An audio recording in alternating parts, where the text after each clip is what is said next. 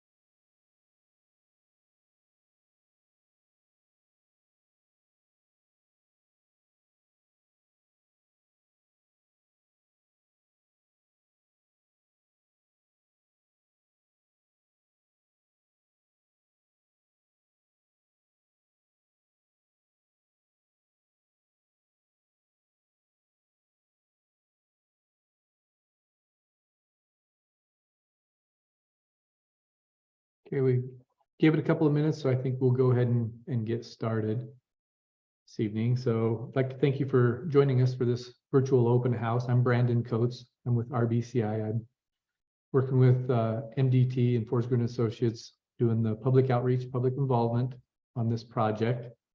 We're helping with the communication for the project, and we'll go ahead and get started. So during this online meeting, we're going to have MDT and the project team explain the project, talk about the planned construction activities.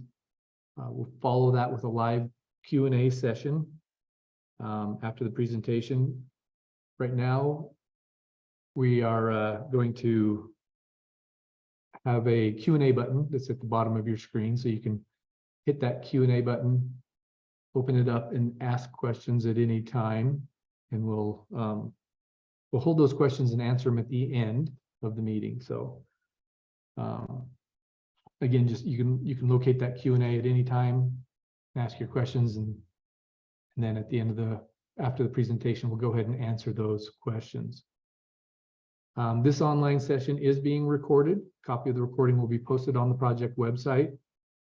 I'd like you to invite your neighbors and coworkers that couldn't attend this session to go ahead and review the recording at a later date and submit comments to us if they would like. We are also going to be in person Thursday, March 27th at the Lincoln County High School. We'll have an open house from 4:30 to 6:30. You can stop by anytime in between those hours. We'll have all the same project information available there, and we'll be available to walk you through the project, answer any of your questions, and get comments at that time as well. So again, thanks for joining us. And I'm going to now turn the microphone over to the MDT Missoula District Administrator, Bob Bozen. Thanks, Brandon. Good evening, everybody. Thanks for joining us tonight. As Brandon said, my name is Bob Bozen. I am the administrator for District 1, or the Missoula District, with the Montana Department of Transportation, which is generally the part of Montana west of the Continental Divide, although the line down around on I-90 is a little bit different. My district stops around the Deer Lodge area. I do reside in Kalispell, so I am fortunate to be able to be quite familiar with Highway 37. It's a pretty amazing highway that has definitely, the taxpayers have gotten a dollar's worth out of the highway up there, but it's time that we reinvest some money into the highway. And one of the ways we're going to do that is going to be with this bridge project that we're going to talk to you about tonight. MDT has we have a large staff of people. We have some very, very knowledgeable employees. We do serve the public by providing a transportation system and services to emphasize the quality, safety, cost effectiveness, economic vitality, and sensitivity to the environment. And our staff is dedicated towards that. However, Sometimes we don't have as much staff as what we need, or maybe there's some areas of expertise that we don't have in-house. So then we work with our consultant design engineering firms and have them help us partner to figure out how we want to best proceed with the project. And on this project, we have the pleasure of working with Forsgren and Associates. You can see their name on the bottom of the slide. There we go, on the bottom of the slide. And RBCI is our public relations firm that Brandon that introduced himself earlier is with, and so they also are helping us to make sure that we're sharing information as readily and as much as possible with the public and keeping everybody apprised of what's going on. So as I said, my name is Bob Vosen. I'm the district administrator, and I'm going to take a moment and introduce the team that's going to be making the presentation tonight. So first, Dwayne, you want to turn your camera on and introduce yourself? Sure. Thanks, Bob. Yeah, my name is Dwayne Wilson. I'm a design section supervisor in the Bridge Bureau based here in Helena. I manage bridge projects in the Missoula district. Thanks, Dwayne. How about Ben Rickman? Will you introduce yourself, please? There we go.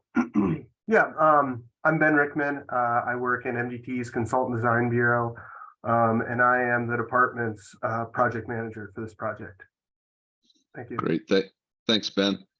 Joel, you go next, please. Thanks, Bob. I'm Joel Boucher. I'm the Missoula District Pre-Construction Engineer acting, and I also am in Kalispell. All right. Thanks, Joel. Brent, you're up next. Yeah, my name is Brent Schiller. I'm with Forsgren Associates, and I was Forsgren's project manager for this project. Thanks, Brent. And how about Brett? Hello, yeah, my name is Brett Broadhead. I am one of the lead engineers that did all the work and on this inspection on this project. Thanks, Brett. Dan, your turn. All right, my name is Dan Gars. I'm responsible for the roadway design portion of this project as well as traffic control. Thanks, Dan. Pat. Hi, I'm Pat Wickman with Forsgren Associates. I'm an environmental scientist. I was leading the environmental efforts for the project. Thank you. Thanks, Pat. And with RBCI, we've got Tyler on board. Hi, I'm Tyler. I am with RBCI doing the outreach for this project. I may have met some of you whenever we did outreach in Libby and Eureka a couple of weeks ago. Great. Thanks, Tyler. And now at this point, I think I'm going to Brandon, you introduced yourself, but your name's on the list here. So Brandon Coates is the project manager for RBCI. Yep. Thanks again, Bob. Reintroduce myself. So yep, I'm with RBCI and I'm working with Tyler on the public outreach and communication parts of this project. So thanks for being here. Thanks, Brandon. And at this point, I'm going to turn it back over to Dwayne, who the district bridge engineer, and he can get started on talking about some project specifics. Thanks, Bob. The MDT Bridge Bureau is tasked with keeping Montana's bridges safe, resilient, economical, and reliable. The Bridge Bureau is organized into two sections, the Bridge Management section and the Bridge Design section. MDT's Bridge Management section provides condition inspection and load rating evaluation for 4,500 public bridges in the state, which include state, county, city-owned bridges. The Bridge Management section also evaluates and analyzes overweight permit loads and performs bridge maintenance on state-owned bridges. MDT's Bridge Design section provides design and engineering management on bridge replacement, rehabilitation, and preservation projects. The Bridge Design section also establishes and maintains design criteria and standards, participates in research projects, and promotes design initiatives to improve bridge performance and value. So at this time, I'm going to turn it over to Ben Rickman from MDT. Yeah, thanks, Dwayne. MDT is in the final stages of developing improvements to 11 bridges on MT37 between Libby and Eureka. The bridges are safe to drive on, but they're aging and in need of repairs and routine upkeep. Most of the bridges were built in 1959 and 1974. MDT routinely inspects, makes repairs, and performs preventative maintenance on Montana's bridges to extend their service life, similar to the care you take on your automobile. This work also ensures Montanans receive the best return on our bridge investments. MDT partners with Forsgren Associates to identify and develop plans for the needed repairs that will extend the life of the bridges.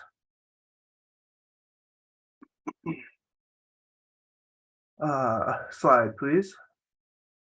The project includes a two-phased approach, an evaluation phase and a design phase. The evaluation stage started in 2020 and included office and field evaluations of the bridges. All of the information from the evaluations was carefully considered to develop repair and rehabilitation needs and was documented in a draft bridge report. The findings and recommendations from the draft bridge report was presented to the public in the fall of 2020. The design phase began in 2021 and will be complete in 2023. In this phase, we developed the design plans for the recommended improvements. The intent of today's meeting is to share the final improvements and gather public comment prior to finalizing the design. The current schedule suggests that the earliest construction could occur is in 2025.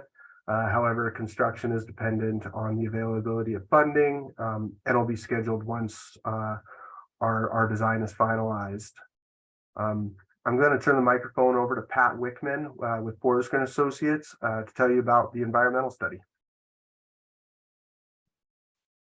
Thanks, Ben. My name is Pat Wickman. I'm with Forsgren Associates. I'll talk about the environmental process for this project. So as part of any federally funded project, in this case, funding from the Federal Highways Administration, MDT needs to ensure that the project is compliant with the National and Montana Environmental Policy Acts, abbreviated often as NEPA and MEPA. So to ensure that this multiple bridge replacement project is compliant, MDT had Forsgren conduct a site investigation at each of the bridges to look for potential environmental concerns, to coordinate with state and federal agencies, and to document the environmental baseline conditions for each bridge site. These initial investigations were followed by preparing a number of technical reports and an evaluation of environmental, social, and economic effects of the proposed actions, as well as recommendations to protect the environment. The MT37 project environmental study evaluated the following areas. First, compliance with the Endangered Species Act for the handful of listed species identified near the bridge sites. The key species here were the grizzly bear and the bull trout located in the creeks underneath many of the bridges. MDT coordinated with the U.S. Fish and Wildlife Service to mitigate any potential impacts. There's also compliance with the Migratory Bird Treaty Act, which is for swallows and other small birds that nest on the underside of the bridges to make sure there is no impacts to those nesting habitats. Additionally, we looked at protection of aquatic resources, which would be the waterways and fish that may be present under 9 of the bridges. Bald and golden eagle protection under the Bald and Golden Eagle Protection Act. And that was mostly focused on one bridge on the north end of the project near Tobacco Creek by having specific work windows to avoid their nesting habitats. And then we also looked at hazardous materials, which included removal and capture of lead paint found on some of the bridges. That's going to be done during construction. Testing for asbestos, none was found on any of the bridges, as well as the 3 southernmost bridges, which were located within the Libby Superfund site, which required special provisions in the contract for any ground disturbance around those bridges. I think that concludes the environmental considerations section. So I'll turn the microphone over to Brett Broadhead with Forsgren to talk about the design aspects of the project. Thank you. Thanks, Pat. So the primary purpose of our work was to inspect each bridge, look at the existing damages and conditions of each bridge, and determine what was needed to do to increase the lifespan of each bridge and give the public a safe roadway to drive on through this corridor. The inspection of each structure began with a complete review of the existing data or the history of the structure. We looked at all of the past history and the improvements to each bridge. And then we met with MDT maintenance crews that are on the bridges every day, working on those structures, and talked with them about what was needed and what they were experiencing every day on the structure. This gave us an idea of what was happening and gave us a good, clear, concise evaluation of the bridges and what they needed. With this data, we went out and inspected each bridge, and we took and did 2 specific tasks on each bridge. The first task was we cored the decks in each bridge, where we were able to analyze the thickness of the deck and then also see the levels of de-icing salts that were able to get into the bridge decks. That gave us an idea that over the time, all those structures had de-icing salts and they had chlorides that were contaminating the decks. Next, we did what we call the sounding test. And this is basically just chaining the decks. We inspected every part of the deck and determined what was happening that we couldn't see. We analyzed each deck and basically gave us a sound test of each deck to see what was happening that we couldn't see. We took this data and we analyzed it and determined that there were 2 different options for repair for all 11 bridges throughout this corridor that could be performed. These 2 types of repair were completed in deck replacements or an overlay. The patch and overlay was part of some of the decks, and this is basically removing the top couple inches of the deck, the concrete deck, or if there was an asphalt overlay, removing that and then putting back another thicker level of concrete overlay on the deck to protect the deck and remove the deteriorated concrete. The next level was a deck replacement. This option happened if there was a significant level of deterioration that happened deep into the deck. Now, this deterioration happened because there's significant de-icing salts that was placed on the decks over the years to allow the traffic to travel safely. So that de-icing salt has an effect on the deck, and we were trying to fix that situation. So if you go to side 2. So if you can see on the left, this is kind of the condition we saw in most of the decks. We saw significant potholing, and MDT has been doing their best over the last few years to maintain and control this. They've been filling these potholes and doing their best to keep up with this deterioration. We then looked at this. We looked at the different cores on the deck and decided 5 out of the 11 decks only had chlorides or deterioration in the top portion of the deck. Then these decks only would result in a patch and overlay. The patch and overlay would mean we would remove the top 2 inches of the deck and then place back a concrete overlay on these decks and give it back a smooth riding surface. And on the next slide, please. On the next 6, on the other remaining 6 decks there, we looked and found that these decks had significant delamination. As you can see in the portion, there's much more degradation and much more deterioration and potholing that's occurring on the decks. We determined that the chlorides that had infiltrated the deck were much deeper, so that we determined that these decks needed a full deck replacement. These decks were Tobacco Creek, Pekin Creek, and Cadet, Rock Cut, 10 Mile, and Cripple Horse. These decks will have their full decks removed along with their railing, and they will have a full deck placed back with higher levels of clearance around the decks on the reinforcement, also with epoxy coated reinforcement that will provide a much greater protection and a lifespan to these decks over the lifespan of their life. So these, with that, this also allowed us to upgrade the barrier. As we could see, there was a few railings that were not up to standards. This allowed us to change the railing and upgrade them to current standards. So at this time, I'd like to give it over to Dan Gars. He'll talk about the traffic control and the things that we need to do to make these repairs happen. All right, thank you, Brett. So first of all, I'd like to start with a quick overview of the slides I will be presenting on today. The first slide is the one you see. It's what to expect during the construction. The next slide will be going into a little bit more detail on the 2 Libby bridges. Following that, the third slide will go into a little bit more specifics on the remaining 9 bridges to the north of Libby. And then finally, I'll be covering a little bit about construction phasing for the project as a whole. So back to this slide, what the traveling public can expect during construction. I'd like to start with first stating that no bridge closures will be part of this project. Saying that each bridge will have 1 lane open throughout the construction process. This 1 lane of traffic will be controlled via a traffic sensing signal. So this is a temporary traffic control signal that has a sensor in it, and it'll detect when there are cars waiting on one end of the project. As with a majority of road work projects, there will be reduced speeds through the work zone. We are anticipating up to 15-minute delays. We'll go into a little bit more detail on the next slide with that.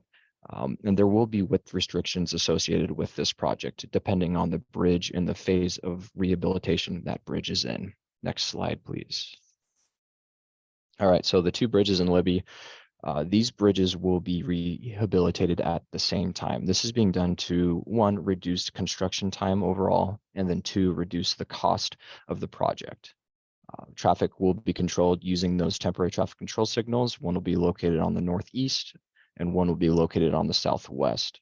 As you can see, there is 2 roads actually in between the 2 bridges. One is City Service Road that goes to the north, and the other is Thomas Street, which goes to the south.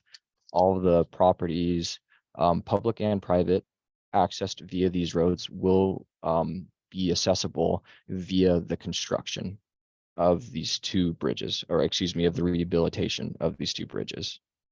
With that, I'd like to say that the construction time overall is estimated to take 2 months.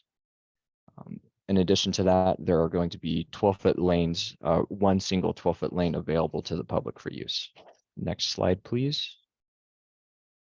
All right, so for the remaining 9 bridges north of Libby, these bridges have various spans, various lengths. They're in different conditions.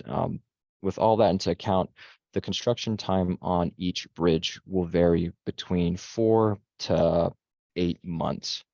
And again, I want to reiterate that that's per bridge. So on a few of the bridges, the work requires the deck to actually be raised. Where these deck raises are going to happen, we have to do a little bit of road work 200 feet off the bridge.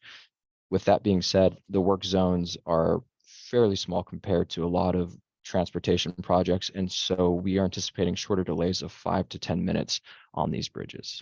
Next slide, please. All right, so to wrap everything up from my presentation, the bridges will likely be grouped. So the reason why MDT wants to group these bridges will to allow the contractors to construct only a few bridges at a time. This will reduce the overall burden on the contractor, and it'll also reduce the overall delay to the traveling public on Highway 37. And with that, I'd like to go and hand it over to Brandon. Thanks, Dan. We are getting close to wrapping up our presentation for the evening. So I want to reiterate to you the Q&A button that is at the bottom of your screen. If you want to click on that, you can go ahead and ask any questions you might have at this time. Again, that Q&A button. It should be at the bottom of your screen. You can go ahead and type in those questions. We'll save them to the end and then answer them at that time. But as we discussed kind of earlier in the presentation too, we're in the final design phase of the project, and the current schedule does suggest that the earliest construction could occur is in 2025. However, construction is dependent on the availability of funding and will be scheduled after the design plans are finalized. Once this project is let out for bid and a contractor is selected, MDT will provide additional notifications and outreach to inform the public about construction.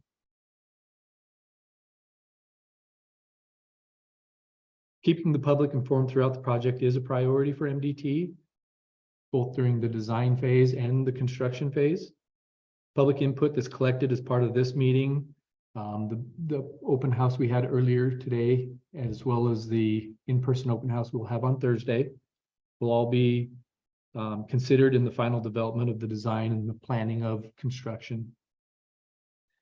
There's several methods of communication that MDT is looking to use during construction. Some of those methods include additional online and in-person meetings, direct mail postcards, news media, social media, and then the other option during construction is generally an email and text messaging. And when we get closer to construction, we'll be putting out information on how to sign up for those emails and text messages. And then generally they're provided as a weekly or as needed update to alert the public about traffic control changes, construction changes, and just general information. One of the other great options that MDT has for staying informed about a project, both construction and weather conditions around Montana, is the travel info site, the 511mt.net. And that is available both on the website and as an app. And it has options in there to click on and toggle to turn construction on, restrictions, and other alerts as well. With that, I want to thank you all for participating this evening in our presentation. We're going to go ahead and get started with the Q&A. So if you have any questions, go ahead and submit those right now. Given the size of our group, I can go ahead and turn microphones on if you want to provide a verbal question. You can do that, or like I said, use that Q&A button and submit it that way. So everybody should have the ability to unmute and ask a question if you have one. Feel free to do so.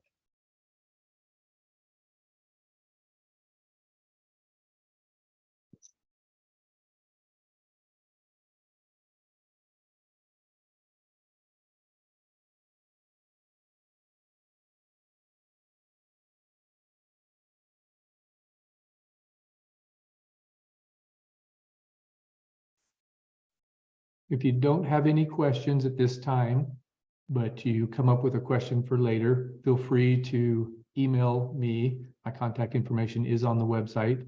Again, I'm Brandon Coates with the Public Involvement Manager. My email is Brandon, BRANDON @rbci.net. My contact information is on the project website where you signed up for this open house as well. So we'll just keep the microphones open for a few more minutes and see if there's any questions that come in, or like I said, if you want to submit a Q&A. If you are trying to speak and your microphone might be muted, or you may have a microphone that's not working, go ahead and try to type in a question into that Q&A so that we can get those answered.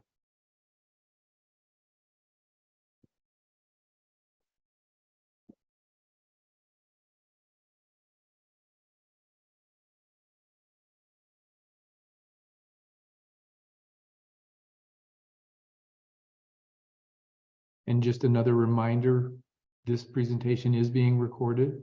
So the recording will be posted onto the project website along with the recording from our noon presentation. We'll get those both up there in the next few days.